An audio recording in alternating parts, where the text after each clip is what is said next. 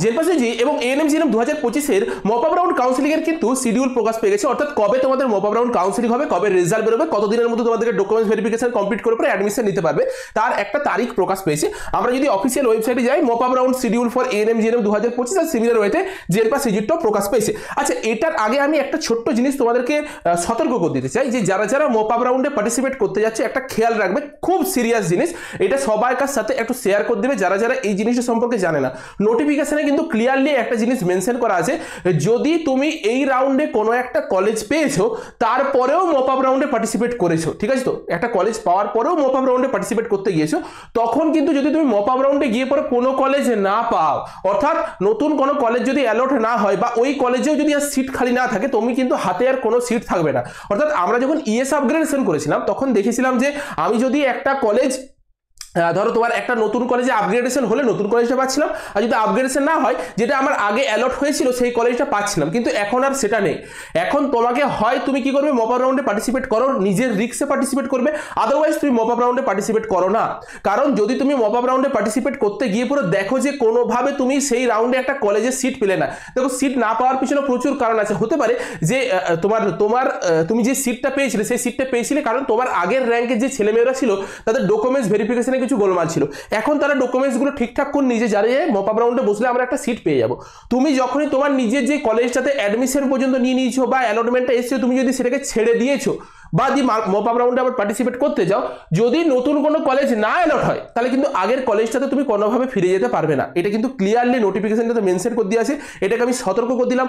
যারা যারা কলেজে অ্যাডমিশন নিয়ে নিয়েছো অলরেডি তারা খুবই সতর্ক থাকবে এই বিষয়টা সম্পর্কে, নিজের রিস্কে মপ আপ রাউন্ডে পার্টিসিপেট করবে, নয়তো যেই কলেজটা পেয়েছো সেই কলেজটাতে নিজেকে সান্ত্বনা দিয়ে পরে সেই কলেজে পড়াশোনা করো, রিস্ক নিতে যাও না, ঠিক আছে। অনেকে আছো যে বেটার একটা অপশনের জন্য ছুটতে যাবে, যে দেখবে যে যেটা ছিল সেটা আর তোমার হাতে থাকবে না, এটাকে সতর্ক করে দিলাম, তার মতো মাথায় রাখবে। আচ্ছা, এরপর আমরা একটু আগে চলে আসি যে তোমাদের যে ডেটটা প্রকাশ পেয়েছে, এটা হচ্ছে জেনপাসিউজির ডেট প্রকাশ পেয়েছে, এটা হচ্ছে এএনএম-জিএনএম এর ডেট প্রকাশ পেয়েছে। সবচেয়ে প্রথমে জেনপাসিউজিটা একটু বলে দিই।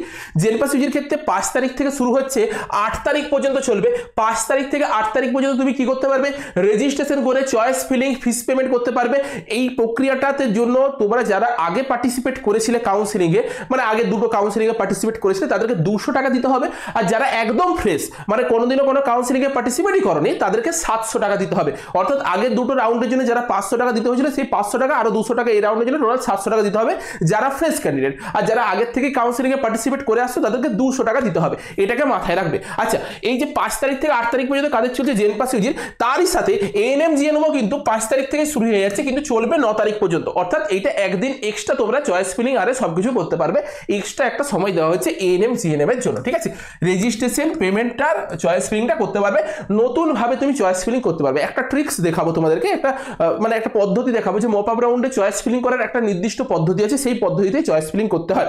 আচ্ছা, তুমি যদি জেনপাসিউজিতে চলে যাও, চয়েস লকিংটা 8 তারিখেই করতে পারবে, আর এএনএম-জিএনএম সিমিলার ওয়েতে 9 তারিখে করতে পারবে, যবে লাস্ট ডেট সেদিনই করতে পারা যায়।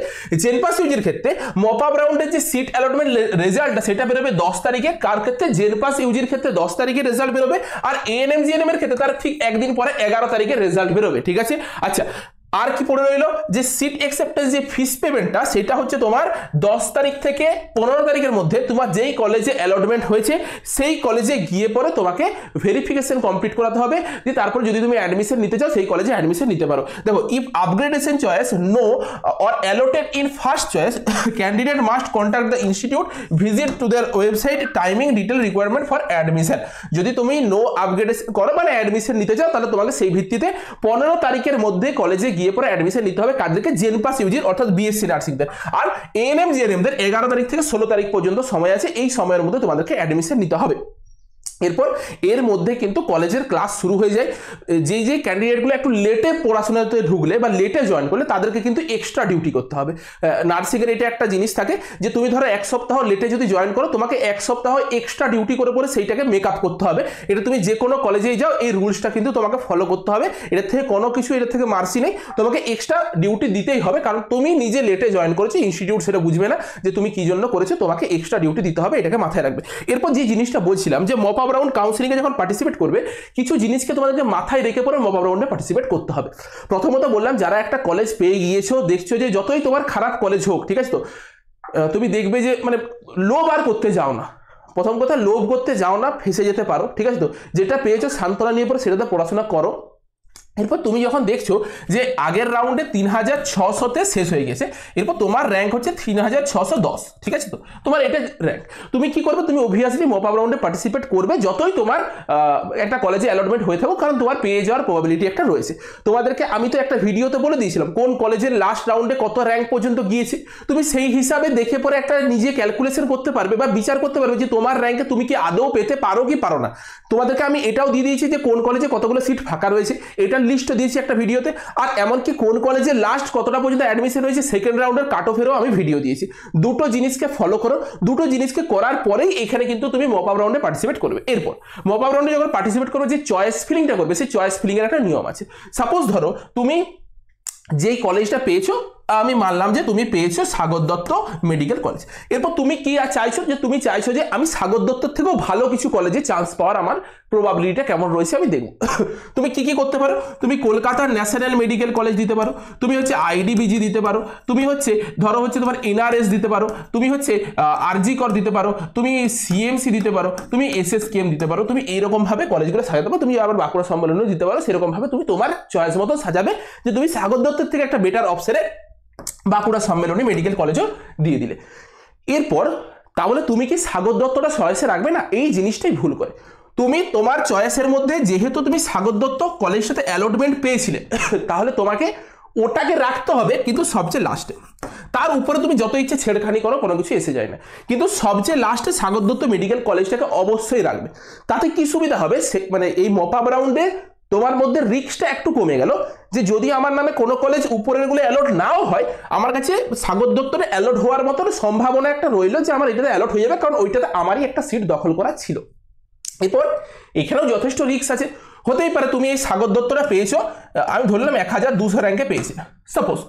এরপর তোমার থেকে একটা ভালো র্যাঙ্কের ছেলে, 1100 র্যাঙ্ক করা ছেলেটা, সে কি দেখছিল যে সে আগের রাউন্ডে সাগর দত্তটা পায়নি। মানে কেন পায়নি? কারণ হচ্ছে তার ভেরিফিকেশন কমপ্লিট হয়নি বা কিছু একটা কারণে কমপ্লিট হয়নি, তার জন্য সে সাগর দত্তটা পায়নি। তার এখন সবকিছু ডকুমেন্টস রেডি হয়ে গেছে, সে সাফ সুতরা আছে, সে তোমার সিটটাই কিন্তু দখল করে নিতে পারে। এই একটা সম্ভাবনাও আছে। নিজের রিক্সে সম্পূর্ণভাবে মপ আপ রাউন্ডে পার্টিসিপেট করবে, কারণ সম্পূর্ণভাবে তোমার রিক্স। কেউ এটা দায় নিতে যাবে না। গভর্নমেন্ট হাত ছেড়ে দিয়েছে, হাত তুলে দিয়েছে, বলছে যে তুমি মপ আপ রাউন্ডে পার্টিসিপেট করতে পারো। তুমি গভর্নমেন্ট কলেজ পেয়েছো, তারপরে তুমি সন্তুষ্ট নাও, তাহলে তুমি এবার নিজে ভোগ করো। তুমি যদি কলেজ মপ আপ রাউন্ডে না পাও, নতুন কলেজ, তাহলে তোমার আগের কলেজটাও কিন্তু চলে যাবে। একদম সোজা সাপটা ব্যাপার। ওই সিটটা কিন্তু অন্য কেউ দখল করে নিতে পারে। এই কিন্তু একটা প্রবাবিলিটি রয়েছে, একটা রিস্ক রয়েছে। তোমাদেরকে সেটা ভেবে চিন্তে মপ আপ রাউন্ডে পার্টিসিপেট করতে হবে। এটাকে মাথায় রাখবে। যদি মনে হয় যে রিস্ক নেবে না, প্রতিটা গভর্নমেন্ট ইনস্টিটিউটের সেম ভ্যালু, কোনো কম ভ্যালু বেশি ভ্যালু এরকম কিছু নেই। একটু 3-4 বছর যদি কষ্ট করে নিতে পারো, তাহলে মানে দেখো, তুমি যদি আগে রিস্ক নিতে গিয়ে পরে দেখলে যে কলেজ পেলে না, এমন আফসোস করবে, কিছু বলার নেই। তাহলে এই জিনিসটাকে মাথায় রেখে পরে একটু ভাবনা চিন্তা করে পরে ডিসকাশন করে পরে মপ আপ রাউন্ডে পার্টিসিপেট করবে। তোমাকে কেউ বাধা দিচ্ছে না, কিন্তু নিজের সম্পূর্ণভাবে রিস্কে পার্টিসিপেট করবে, ঠিক আছে? তো কেউ তোমাকে দেখতে যাবে না যে তুমি তখন সেকেন্ড রাউন্ডে চান্স পেয়েছিলে, মপ আপ রাউন্ডের কলেজটা পাওনি। এটা সম্পূর্ণ তোমার রিস্ক, ঠিক আছে? তো এটাকে মাথায় রাখবে, কারণ একটা বছর তোমাকে আবার পড়াশোনা করতে হবে, একটা বছর তোমাকে আবার পরীক্ষা দিতে হবে, মানে জীবনটা পুরো ধূলিসাৎ হয়ে যাবে। এক বছর তোমার থেকে অন্যরা এগিয়ে যাবে, তার থেকে বরঞ্চ যেটা পেয়েছো সেটাতে 3-4 বছর একটু কষ্ট করে নাও, যথেষ্ট ভালো জায়গায় থাকবে, অনেক ভালোভাবে বেরিয়ে যাবে, পাস আউট করে যাবে, তাড়াতাড়ি ভ্যাকেন্সি পাবে, চাকরি পেয়ে যাবে। তার জন্য বেশি ঘাটতে যাও না, যেটাতে যে পেয়েছো পড়াশোনা করো। যারা মা সারদাটা পেয়েছো, বা তোমাদেরকে যদি বলি যে রামকৃষ্ণ মিশন আর ভারত সেবাশ্রম, মাতৃভবন, এগুলোতে চান্স পেয়েছো, তারা অবভিয়াসলি তোমরা পার্টিসিপেট করতে পারো, কিন্তু কি করবে? সবচেয়ে লাস্টে কিন্তু তোমার ওই কলেজটাকে দিয়ে দেবে, লাস্ট অপশানে কিন্তু মা সারদা দিয়ে দেবে। কিন্তু একটা জিনিস আমি সতর্ক করে দিই, আগের রাউন্ডে প্রচুর ছেলেমেয়ে ছিল যারা মা সারদাটাকে চয়েসে রাখেনি। মা সারদাটাকে চয়েসে রাখেনি, শুধু গভর্নমেন্ট কলেজ দিয়ে ছেড়ে দিয়েছিল। আমাকে প্রায় 30-40 জন ফোন করেছিল, স্যার মা সারদাটা দিয়ে দিলে অনেক ভালো হতো। তারা কিন্তু এই রাউন্ডে মা সারদাটাকে দেবে চয়েসে। তাহলে তুমি যদি তোমার চয়েস মানে তোমার সিটটা মা সারদা ছেড়ে পড়ে গভর্নমেন্ট কলেজের জন্য যদি ছুটতে যাও, যে গভর্নমেন্ট কলেজে পেলে না, তোমার মা সারদাটাও হাত থেকে চলে যাবে। এটাকে মাথায় রেখে পড়ে অনেক কিছু ভেবেচিন্তে মপ আপ রাউন্ডে পার্টিসিপেট করবে। যদি তোমার ফাইন্যান্সিয়াল কন্ডিশন ভালো থাকে, যদি মা সারদাতে পড়ে নিতে পারো কষ্টাকষ্টি করে, যথেষ্ট ভালো কলেজ, ভারত সেবাশ্রম সংঘ, মা সারদা, প্রচুর ভালো কলেজ, যদি এগুলোতে চান্স পেয়েছো আর মানে গভর্নমেন্টের দিকে যাও না, একটু কষ্টাকষ্টি করে পড়ে নাও। এরপর তুমি যদি দেখো যে তোমার র্যাঙ্কটা খুবই কাছে, মানে মা সারদা তো ধরো এই গভর্নমেন্ট কলেজ ধরো শেষ হয়ে গেছে 3600-তে, তোমার র্যাঙ্ক হয়েছে 3700 বা 800 র্যাঙ্ক হয়েছে, তুমি রিস্ক নিতে পারো। তোমার যদি ক্যাটাগরি থাকে অবভিয়াসলি তুমি রিস্ক নিতে পারো। তোমার যদি জেনারেল ক্যাটাগরি হয়ে থাকে তুমি 3700-তে আসে, তুমি রিস্ক নিতে পারো, কোনো ইস্যু নেই, ঠিক আছে। তবে প্রতিটা কলেজের আগে ক্লোজিং র্যাঙ্ক বা কাট অফটা দেখে পরে, যেটা আমি দিয়েছিলাম, তারপরে সেই বিচার করবো তোমরা অ্যাডমিশন নেবে, ঠিক আছে। এটাকে মাথায় রাখবে। আজকের মতো তাহলে ভিডিওটা এই পর্যন্তই। কিভাবে চয়েস ফিলিং করতে হয় সেটাও বলে দিলাম। আমি আর বিস্তারিত আর কিছু ভিডিও বলছি না, আরেকদিন এসে পরে আমি দেখিয়ে দেবো কালকে যে কিভাবে তোমরা রেজিস্ট্রেশনটা করতে পারবে, জাস্ট কোনো ব্যাপার না, সেটাও দেখিয়ে দেবো, ঠিক আছে। চলো আজকের মতো তাহলে ভিডিওটা এই পর্যন্তই, দেখা হচ্ছে একটা নতুন ভিডিওতে।